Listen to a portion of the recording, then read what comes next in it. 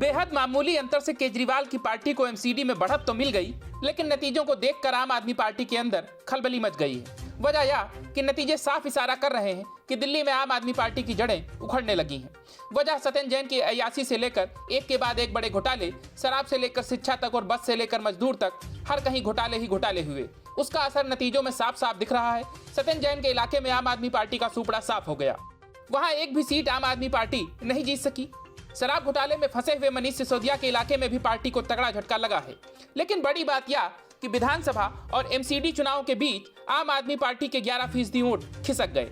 Vote के हिसाब से फायदा सिर्फ बीजेपी को हुआ है, जिसके करीब 4% वोट बढ़े हैं।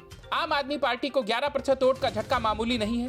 15 साल से एमसीडी में काबिज बीजेपी को हटाकर आम आदमी पार्टी खुश होगी, लेकिन वक्त जश्न मनाने का नहीं बल्कि यह सोचने का है कि उसके 11% वोट गए तो कहां गए। आम आदमी पार्टी को एमसीडी चुनाव में 42% के आसपास ही वोट मिले हैं।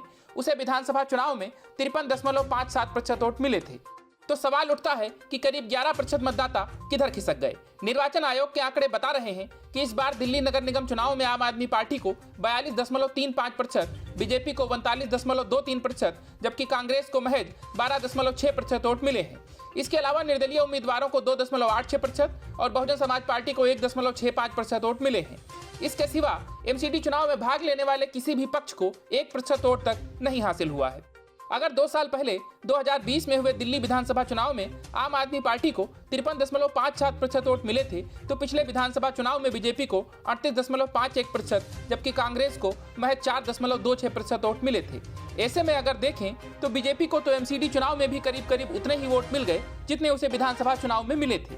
बीजेपी को इस बार एमसीडी चुनाव में पिछले विधानसभा चुनाव के मुकाबले 0.72% वोट ज्यादा ही मिले हैं। लेकिन आम आदमी पार्टी के दोनों चुनाव में मिले वोट प्रतिशत पर नजर डालें तो साफ है कि विधानसभा चुनाव के मुकाबले एमसीडी चुनाव में केजरीवाल की पार्टी का वोट प्रतिशत घट गया है।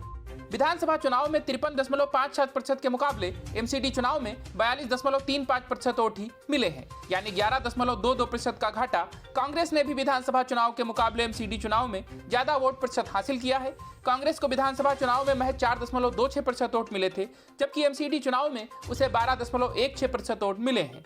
इस तरह कांग्रेस पार्टी को एमसीडी चुनाव में बीते विधानसभा चुनाव के मुकाबले 7.9% वोट ज्यादा मिले हैं। मतलब साफ है कि एमसीडी चुनाव में आम आदमी पार्टी ने भले ही सीटों के मामले में बीजेपी को पछाड़ दिया हो, लेकिन मतदाताओं के समर्थन के मामले में उसे अच्छा खासा झटका लगा है। क्योंकि मुस्लिम बहुल इलाकों और झुग्गी बस्तियों में भी आम आदमी पार्टी के कई उम्मीदवारों को हार का सामना करना पड़ा है। इससे अंदाजा लगाया जा सकता है कि मुस्लिम और गरीब दोनों तबकों में से कुछ वोट आपसे छिटक गए हैं। Bureau report, news of India.